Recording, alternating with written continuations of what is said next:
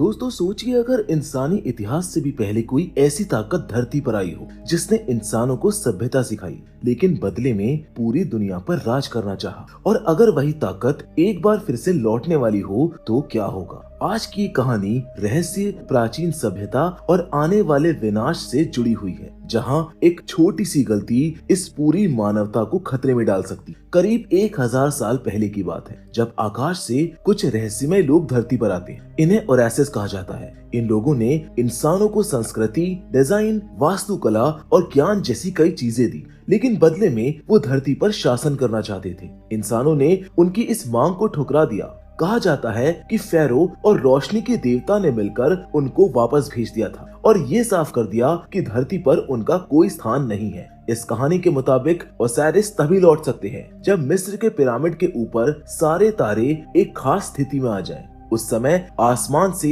एक तेज रोशनी पिरामिड पर गिरती है जो उनके लिए एक रास्ता खोल देती है, लेकिन फेरो ने उस रास्ते को हमेशा के लिए बंद कर दिया और उस जगह को अंधेरे में कैद कर दिया ताकि वो कभी दोबारा वापस ना आ सके। हालांकि ओरेसिस की पूजा करने वाले लोग अब भी धरती पर मौजूद थे। राजा ने उन सभी को खोज खोज कर पिरामिड के अंदर कैद करवा दिया, लेकिन एक पूजा करने वाली महिला अब भी बची रह गई। उसका नाम था रानी अमांडा। जब वो बच्चे को जन्म दे रही होती है तब वो कहती है कि ये बच्चा ओरेसिस का आखिरी वंशज है और इसे इन लोगों से दूर कर दिया जाए। इतना कहते ही उसकी मौत हो जाती है। ये बात राजा तक पहुंच जाती है। राजा उस बच्चे को एक ताबूत में बंद करवा देता है और उसे पिरामिड के अंदर छिपा देता है। वहाँ पर एक रहस्यमय दरवाजा होता है जिसमें सिर्फ वही लोग प्रवेश कर सकते हैं जो ओरेसिस की पूजा करते हैं। ये दरवाजा भी तभी खुलता है जब तारे एक सीध में आ जाए, लेकिन राजा उस दरवाजे को भी बंद करवा देता है। उसकी चाबी को की ऑफ हेवन कहा जाता है। कहानी अब वर्तमान समय में पहुंचती। इजिप्ट में आर्कियोलॉजिकल सर्वे के लोग पिरामिड की खुदाई कर रहे होते हैं। उन्हीं में से एक मेस्टोन बताता है कि अगले 2 महीने में तारे फिर से एक साथ आने वाले हैं।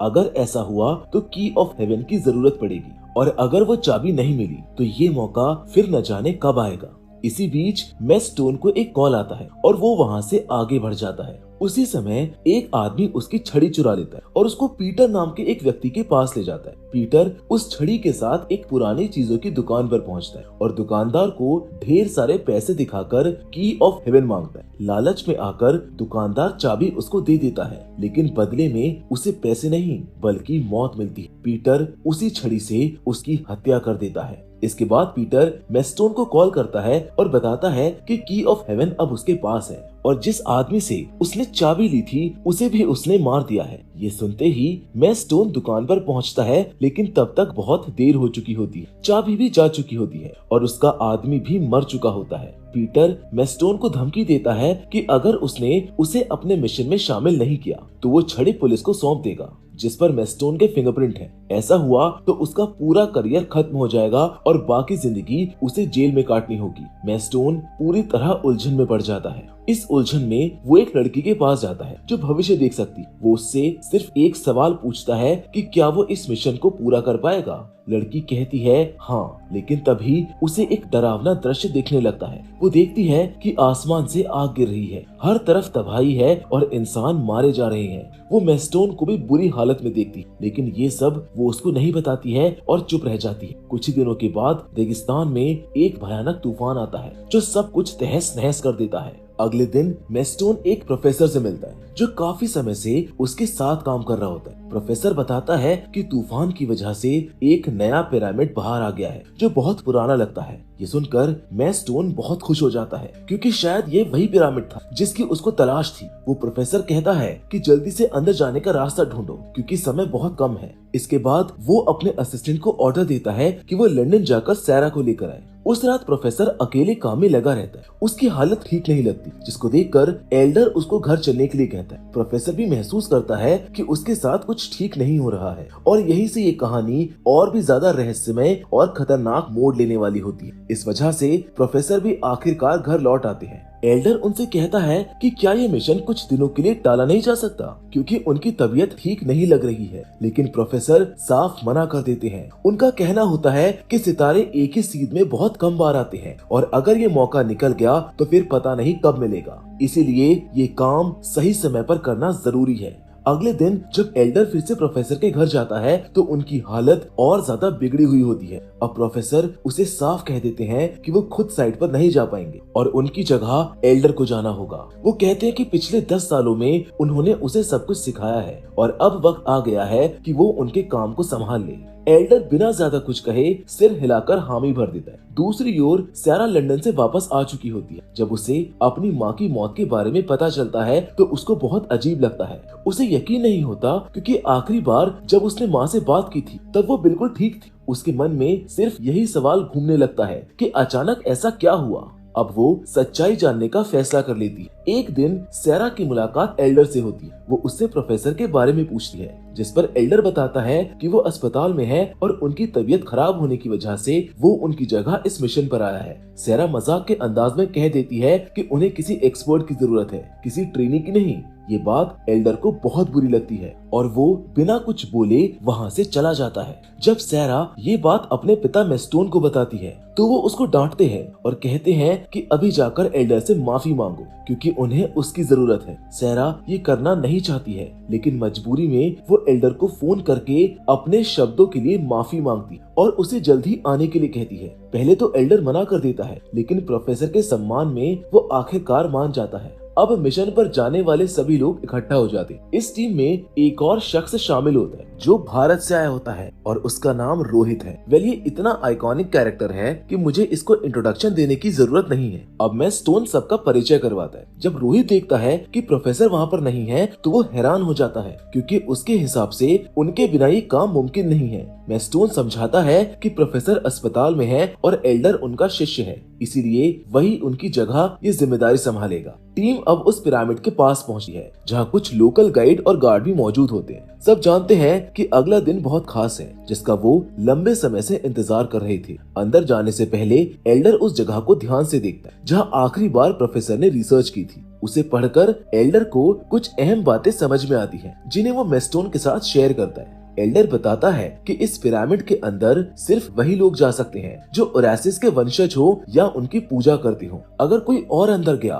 तो वो वहीं पर मारा जाएगा और कभी वापस नहीं आएगा। लेकिन मेस्टोन इसे मजाक समझता है और बात को नजरअंदाज कर देता है। वो सबको आगे बढ़ने का ऑर्डर देता है। गार्ड हथौड़े से दीवार तोड़ते हैं और एक एक करके सब अंदर प्रवेश करते हैं। अंदर जाते ही उन्हें एक और बंद सील मिलती है। मेस्टोन कहता है कि शायद इसे बनाने वालों ने अंदर से इसको बंद कर दिया होगा और वो खुद भी यहीं पर मारे गए होंगे। पीटर कहता है कि इसको तोड़ देना चाहिए। मेस्टोन को ये बात ठीक लगती है और वो सील को भी तोड़ देते हैं। अब जैसे ही वो आगे बढ़ते हैं उन्हें अपने सामने कीड़ों के बड़े बड़े घोंसले दिखाई देते हैं। ये देखकर सब हैरान रह जाते हैं कि इतनी बंद और अंधेरी जगह में जीवन कैसे बचा रह सकता है।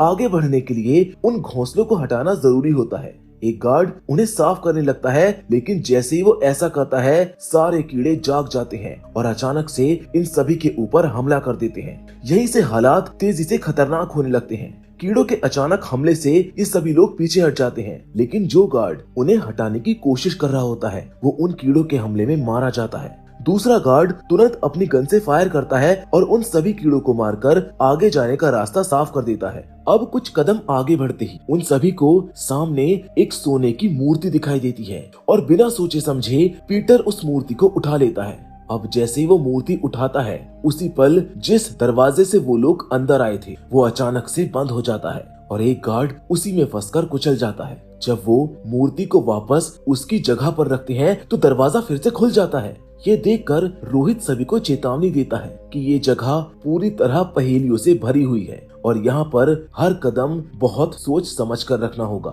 वरना अगली गलती और भी बड़ी हो सकती है। रोहित सभी को सलाह देता है कि वो एक सीध में चले क्योंकि फर्श पर कुछ टाइल्स सुरक्षित हैं और कुछ बिल्कुल खाली हैं। अगर गलत टाइल पर पैर पड़ा तो जान जा सकती है। वो खुद आगे बढ़ता है और कैलकुलेशन करके सही रास्ता निकालता है। बीच में वो एक बार गलत कदम रख देता है लेकिन समय रहते एल्डर उसकी जान बचा लेता है। इसके बाद सभी लोग सीढ़ियों से नीचे उतरते हैं आगे उन्हें एक बड़ा पत्थर दिखाई देता है जिस पर कुछ निशान बने होते हैं। रोहित और एल्डर उन निशानों को समझने की कोशिश करते हैं और थोड़ी देर के बाद उनको पता चलता है कि ये दरअसल रास्ते की ओर इशारा कर रहे हैं। वो पत्थर को हटाते हैं और आगे बढ़ते हैं। अब वो एक बेहद खूबसूरत कमरे में पहुंचते हैं। वहाँ रानी अमेंडा का ताबूत रखा होता है जिसके बारे में कहानी की शुरुआत में बताया गया था। वो ताबूत सोने से बना हुआ होता है। बाकी लोग कमरे को देख ही रहे होते हैं कि तभी पीटर और उसके साथ कुछ लोग मिलकर उस ताबूत को खोल देते हैं। अंदर रानी अमेंडा की मम्मी होती है जिसको वो लोग बेरहमी से बाहर फेंक देते हैं क्योंकि उनके लिए वो बेकार होती है। मैस्टोन का मकसद सिर्फ ओरेसिस का मंदिर ढूंढना होता है। वो पीटर से की ऑफ हेवन मांगता है जिसे पीटर उसको दे देता है, लेकिन रानी अमेंडा कोई आम इंसान नहीं थी और उसकी मम्मी को अपमानित करना आगे चलकर बहुत भारी पड़ने वाला था। मैस्टोन उस ताबूत के नीचे बने एक खास छेद में चाबी लगाता है। उसे पूरा यकीन होता है कि यही सही जगह है क्योंकि रानी अमेंडा ओरेसिस के आखिरी वंशज की माँ भी थी और उसकी आखिरी पूजा करने वाली भी। और इस बार नीचे उतरते समय वो पीटर को पीछे ही रखता है ताकि वो और कोई बेवकूफी ना कर दे। इससे पीटर चिढ़ जाता है और गुस्से में आगे भागता है। इसी दौरान उसका पैर गलत पत्थर पर पड़ जाता है और पूरी जगह अचानक से सील हो जाती है। सभी लोग अलग अलग हिस्सों में बट जाते हैं। एल्डर, सैरा और क्लैरा एक तरफ फंस जाते हैं और बाकी लोग दूसरी ओर। सभी बुरी तरह घबरा जाते हैं। इसी बीच रोहित के साथ आया एक सोल्जर महसूस करता है कि कोई उसको पीछे से धक्का दे रहा है जिस वजह से उसका संतुलन बिगड़ता है और वो नीचे खाई में जा गिरता है। दूसरी ओर एल्डर एक छुपा हुआ रास्ता ढूंढ लेता है। सैरा नीचे जाने से डरती है लेकिन एल्डर उसको समझाता है कि यही उसका वक्त है और यही उसका काम भी, यही उसकी पहचान बनेगा। हिम्मत जुटाकर सैरा नीचे उतरती है और वो एक खाली जगह पर पहुंच जाते हैं। वहीं उन्हें उस सोल्जर की लाश में मिलती है जिसे ऊपर से धक्का दिया गया था। धीरे धीरे बाकी लोग भी उस खाली जगह पर पहुंच जाते हैं और जब वो वहां पर रोशनी करते हैं तो वहां का नजारा देखकर उन सभी के रोंगटे खड़े हो जाते हैं। वहां सैकड़ों मम्मियां खड़ी होती हैं। रोहित बताता है कि ये वही लोग हैं जो कभी ओरेसिस की पूजा करते थे, जिन्हें फेरो ने मम्मी बनाकर यहाँ पर कैद कर दिया था। रोहित समझाता है कि जिस दिन ओरेसिस की वंशावली का खून मंदिर पर गिरेगा और सारे तारे एक सीध में होंगे, उसी दिन ये सभी फिर से जाग जाएंगे और इंसानों को अपना गुलाम बना लेंगे। सिर्फ वही लोग बचेंगे जो ओरेसिस को भगवान मानते हैं। ये सुनकर सभी और ज्यादा डर जाते हैं। तभी उन मम्मियों में से एक अचानक जाग जाती है और क्लैरा की गर्दन पकड़ लेती है। एल्डर उसको बचाने के लिए आगे बढ़ता है लेकिन वो मम्मी उसको उठाकर दूर फेंक देती है। तभी उन्हीं का साथी जिसका नाम शाहिद है उसके ऊपर गोलियां चलाने लगता है लेकिन गोलियों का उस पर कोई असर नहीं होता है। वो मम्मी शाहिद को उठाकर जमीन पर पटक देती है जिससे उसकी गर्दन टूट जाती है और वो वहीं पर मारा जाता है। उसी वक्त एल्डर सैरा से कहता है कि वो जल्दी से बाहर निकलने का रास्ता ढूंढे। किस्मत से सैरा दरवाजा ढूंढ लेती है लेकिन वो सिर्फ एक बार के लिए ही खुलता है। सब लोग तेजी से उस पार जाने लगते हैं लेकिन वो मम्मी रोहित के पीछे बढ़ जाती है। गेट बंद होने ही वाला होता है कि तभी मम्मी रोहित को उठाकर फेंक देती है और सौभाग्य से वो दरवाजे के पास ही गिरता है और किसी तरह वो सभी गेट बंद कर देते हैं। इतना सब होने के बाद भी मैस्टोन का मकसद पूरा नहीं हुआ था। उसे अब भी मंदिर तक पहुंचना होता है, इसलिए वो सभी फिर से आगे बढ़ते हैं और इस बार वो पिरामिड के आखिरी दरवाजे तक पहुंच जाते हैं। यही वो रास्ता होता है जिसके उस पार ओरेसिस को वापस बुलाने की ताकत मौजूद होती है। एल्डर दरवाजे पर लिखी भाषा पढ़कर बताता है कि इसके अंदर कोई भी नहीं जा सकता, सिर्फ वही इंसान अंदर प्रवेश कर सकता है जिसकी रगों में ओरेसिस के वंश का खून बहता हो। और यहीं से इस कहानी का सबसे बड़ा राज सामने आने वाला होता है। अब सबसे बड़ा सवाल सामने आता है कि आखिर ओरेसिस की पीढ़ी से जुड़ा इंसान कौन है, और वो इंसान कोई और नहीं बल्कि मैस्टोन की बेटी सैरा होती है। उसकी माँ उसी प्राचीन वंश का हिस्सा थी जो पीढ़ियों से ओरेसिस से जुड़ा चला आ रहा था। ये बात सामने आते ही सैरा उस आखिरी दरवाजे के पास जाती है। अब जैसे ही वो करीब पहुंचती है वहां पर एक तेज रोशनी फैल जाती है और दरवाजा अपने आप खुल जाता है। दरवाजे के अंदर एक विशाल और रहस्यमय मशीन दिखाई देती है जो किसी जनरेटर जैसी लगती है। उसे देखकर रोहित कहता है कि यही वो शक्ति है जिससे पूरी दुनिया की किस्मत बदली जा सकती है। तभी एडम अचानक से सैरा को पकड़ लेता है और उसको एक कुर्सी पर जबरदस्ती बैठा देता है। उसी समय मैस्टोन अपना असली चेहरा दिखाता है। वो बताता है कि वो सैरा का खून इस जगह गिराकर अपने देवता ओरेसिस को वापस बुलाना चाहता है। यहीं ये भी साफ हो जाता है कि मैस्टोन खुद ओरेसिस को पूजने वालों में से एक है और अब भी जीवित है। सैरा उससे पूछती है कि उसकी माँ के साथ उन्होंने आखिर क्या किया था। इस पर मेस्टोन बताता है कि उसने उसकी माँ को सब कुछ सच बताया था और उससे मदद मांगी थी ताकि वो ओरेसिस को वापस ला सके, लेकिन उसकी माँ ने इनकार कर दिया क्योंकि वो आज के इंसानों की रक्षा करना चाहती थी। मेस्टोन कहता है कि अब वो ये काम सैरा के खून की मदद से पूरा करेगा। ये कहते हुए वो उसके खून को उस मशीन पर गिराने लगता है। एल्डर सैरा को बचाने के लिए आगे बढ़ता है, लेकिन एडम उसके ऊपर गोली चला देता है। तभी रोहित सामने आ जाता है और गोली उसको लग जाती है। रोहित वहीं पर अपनी जान गंवा देता है। उधर मेस्टोन मंत्र पढ़ना शुरू कर देता है। चारों तरफ अजीब रोशनी और आकृतियां बनने लगती है। पिरामिड में कैद सारी ममियां भी धीरे धीरे जागने लगती है। मेस्टोन चाहता है कि ओरेसिस के लौटने के बाद उसे भगवान का दर्जा मिले, जो सिर्फ उसके भक्तों को मिलता है। लेकिन सही वक्त पर एल्डर हिम्मत दिखाता है और एडम को गिरा देता है। इसी मौके का फायदा उठाकर सैरा उसकी बंदूक छीन लेती है और अपने ही पिता मेस्टोन को गोली मार देती है। वो मंत्र अधूरे में ही रुक जाता है,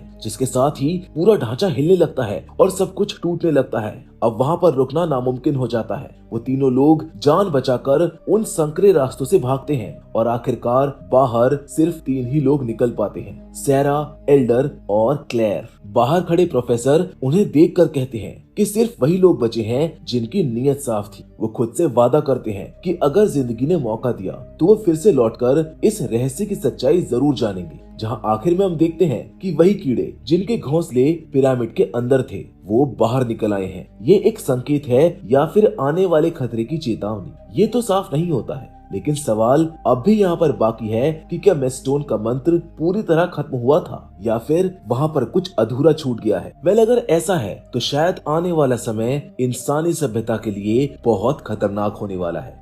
इसी के साथ ये फिल्म यहीं पर खत्म हो जाती है। बाकी फिलहाल आज के इस वीडियो में भी बस इतना ही, लेकिन हमेशा की तरह हम आपसे जरूर मिलेंगे और वो भी एक और नई इंटरेस्टिंग कहानी के साथ। पर तब तक के लिए धन्यवाद।